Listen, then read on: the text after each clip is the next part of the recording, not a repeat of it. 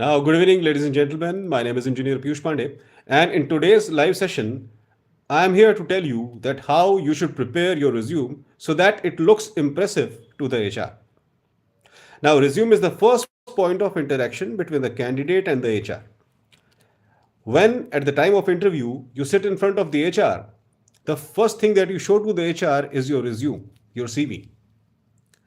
And whatever you have written in your resume, depending on that, the HR analyzes your caliber, how educated you are, what experiences you are having, and what certifications and qualifications you have done.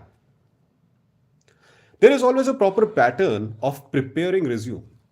Now there is a difference between pattern and design. When you search on internet, you find large number of designs of internet. Of resumes, and you choose any design according to your choice, and then you follow that.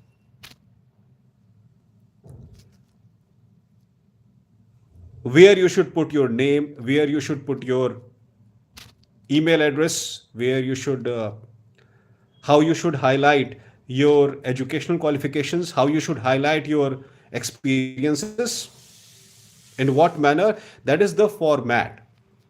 So whatever templates you see on internet, those templates are formats, and that you can choose according to your choice. There is no set pattern that you have to follow this pattern or that pattern while preparing your resume. There is no set pattern, ladies and gentlemen. It is all according to your choice. Here I am talking about how you should make your resume. Making your resume and making your CV means how you should mention appropriate things into that. The first thing is career objective. In career objective, you should mention thoroughly that for what profile you are looking for. What is the profile that you want? Suppose you have done B.Tech in computer science, so you can write that I am looking for a good career opportunity in IT field. If you are done B.Tech in mechanical, you can write I am looking for good career opportunity in mechanical domain. Or if you have done MBA in HR, you can write I am looking for good career opportunities as a human resource executive. So this is how you should mention your career objective. It should be in accordance with your qualification. It should be in accordance with the kind of job that you truly desire. After career objective, the next section is educational qualification. And educational qualifications must be mentioned in a reverse chronological order. By reverse chronological order, we mean to say that the qualification that you have recently finished, it should be mentioned first. Suppose you have completed MBA recently, mention I have done MBA from this university in this year. Then I have completed my UG from this university in this year. Then 12th standard and then 10th standard. Another crucial section is the trainings that you have done as a student. As a part of student life, there are certain tenures during your student life where you have to go for some kind of major and minor training. So wherever you are attending those trainings, mention those things in your resume. What were those trainings? In which organization you completed those trainings and what you exactly did? Mention all these things in detail. Training is the most crucial part. Then you must mention that what type of seminars and conferences you participated in when you were a student. Ladies and gentlemen, professional colleges keep organizing large number of seminars and conferences and industrial guest lectures for the welfare of the students, for knowledge upgradation of the students. That's why you should always participate in those crucial events that will upgrade your knowledge. And in your CV, you must mention that where you actually participated. Never miss any kind of crucial college event in your life. First of all, that is going to help you to upgrade your knowledge, and second thing, that is going to uh, give you a material for mentioning in your CV, mentioning in your resume. So HRs always get highly impressed when they see that students are doing extra things along with the core studies. So always keep participating in such type of crucial events and always mention that thing in your CV. Another crucial thing, always participate in extracurricular activities that are happening in your college. These extracurricular activities will upgrade your overall personality. Along with gaining subjective knowledge, you must have good understanding of extra things that are going on in corporate world. For example, keep participating in large number of seminars. Keep participating in giving speech, presentation. Keep participating in some kind of stage handling activity where you are working as an anchor. So professional colleges always keep organizing such type of events, and it is your responsibility that you should participate in those events. More you participate, more confident you will become, and your public dealing ability will increase. When your public dealing and public handling activity and your public handling caliber increases, it gives you a great benefit in corporate sector. You grow very fast. So always participate in such type of events. They are very crucial, and mention those things in your CV that I participated in this and this event. Another crucial aspect, industrial visits. Professional colleges keep organizing industrial visits, and it is your responsibility to participate in all those industrial visits. Never miss those industrial visits. By participating in those industrial visits, you will come to know that what are the industries where your institution is taking you, what those industries are actually producing, what is the actual business of those industries. When you do industrial visit, you thoroughly analyze all the sections of that particular industry, so it upgrades your knowledge. And in your resume, when you mention this thing, it impresses the HR. So this is very important thing. Now another section is hobbies. In hobby section, always mention that hobby which you actually do. No fake assumptions, no fake anything. For example, in your hobby section, if you are mentioning that I love to read, the HR at the time of interview can directly ask you that what are the books and novels that you have read, what type of material you actually study, what type of material you actually read. And if you are not habitual of reading, and if you have falsely mentioned in a resume that you read, you will not be able to answer this question. And HR will automatically come to know that you have falsely written in your CV that you read, or you are having the hobby of reading books. So do not mention any false statement. In hobbies section, HRs are very conscious. When they see your resume and they see that you have mentioned certain thing in hobbies, they do ask questions related to that. What is the meaning of hobby? Hobby is something that I love to do. And something which I love to do, definitely I am perfect in that. You are always perfect in something that you love to do because you are doing it on regular basis. So if you are writing that my hobby is reading books, the HR automatically comes to know that you are an avid reader. You read daily. So that's why he instantly asks that what are the books that you have read? Tell me the name of the authors whom you like. So if you have falsely mentioned this thing, you will not be able to answer. And the HR, the impression of yours in the mind of HR is very bad. He's going to reject you. Another crucial aspect is references. In resume, people often mention references. What is the meaning of reference?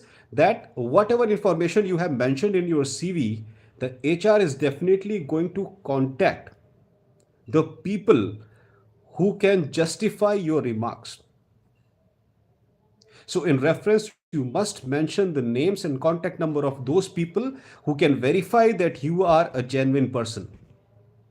Because after getting hired in any organization, the first thing that happens is background verification. And during background verification, whatever details you have given to the organization calls those people and ask them that whether this the claim which this person is making, whether that claim is good or not, whether that claim is correct or not. So please mention the name of your professors, please mention the name of your heads of the department in reference, please mention the name of the heads of the industries where you have completed your industrial training or major and minor projects. So in reference section, whenever the HR sees that, okay, these are the names of the people whom this person has mentioned, he calls those people. And if you are genuine, definitely the background verification is clear. You are a genuine person. So this is how you should prepare your resume. Once again, I would like to repeat the crucial points. Always mention your actual mobile number, your actual email ID, then your career objective, what you want to become. Second, mention your qualification in reverse chronological order. What you have recently done, it should come first. After that, mention the projects and industrial visits and other such things that you have done as a student, as a fresher. Then you must mention the there is a period called industrial training. What type of industrial trainings you have done, you must mention that. Another thing is the kind of seminars and conferences that you have attended. Then your extra activities in which you have participated as a college student. Then comes your hobbies, and then references. So this is the way you should prepare your resume. This is the format. While preparing resume, you should not copy it from the samples which are present on the internet. Do not copy. People often make this mistake. They take the samples from the internet and they start copying. Do not copy. Try to note down the basic headings only, what I just said. Career objective, educational qualification, then certifications, then your industrial visits, major and minor trainings. Try to pick up the headings. What you are mentioning in those headings, it should be based on your own individual experience. Another crucial aspect is after semester, there are certain holidays. There are certain holidays. So in those holidays, try to participate in, try to get yourself enrolled in certain courses which are related to your subject. Suppose you are B.Tech in computer science, you must enroll yourself. After every semester break, try to enroll yourself in courses like Java and Linux or embedded systems, microcontroller, depending upon your subject, depending upon your branch. So when you finish your course and while appearing in an interview as a fresher, if some candidate comes in the front of HR and the HR analyzes his resume, what he sees? Name, qualification, and then he has done his graduation from here and PG from here, and that's all. Very short resume. But if you have participated in large number of seminars and conferences, if you have done large number of courses during your semester breaks, you will have enough to show in front of the HR. And then when the HR is going to analyze your resume, he will analyze, career objective, educational qualifications, then certifications, then seminars that you have attended, then the courses that you have done during the semester breaks. So what happens? Your resume becomes a little bit big. People also have this misconception that the resume of a fresher should be short. Not at all, ladies and gentlemen. There is no such exception that resume of fresher should be short. It can be big also. And it must be big because student life is a time to learn. So if as a fresher your resume is big, it clearly indicates that you have learned a lot as a student. It creates a good impression in front of the HR that see what a great student he is, along with studying his subjects thoroughly, along with completing his graduation and post-graduation thoroughly. He has also participated in various important seminars. He has also achieved large number of certificates related to his subject. So it means that this person is very intelligent person, and if we hire such person, it is going to bring benefits to our industry, even if this person is fresher. But very soon this person will grow. We know this thing. Why? Because this person is having large number of credentials. So this is the most appropriate way of making your resume. One last point, ladies and gentlemen. This is very, very crucial. Your email ID. Your email ID. Your email ID should be written in a highly professional. Sometimes people mention their email ID in a very, stylish manner. Suppose I have recently seen a movie Bahubali, and I love the character of Bahubali. So I write my resume like, my name is Piyush Pandey, like Piyush Pandey Bahubali at the rate gmail.com, or Piyush Pandey Bhallaladev at the rate gmail.com. This is the wrong way of writing your email ID, and in most of the cases, young students, they write their email ID like this. This is not the right way of uh, writing email ID. Email ID should be very straightforward, simple, and professional. So if your name is, suppose, Rajendra Kumar, so you should write Rajendra Kumar at the rate gmail.com, or Rajendra Kumar at the rate Rajendra.Kumar at the rate gmail.com, or redifmail.com, whatever is your mailing agent.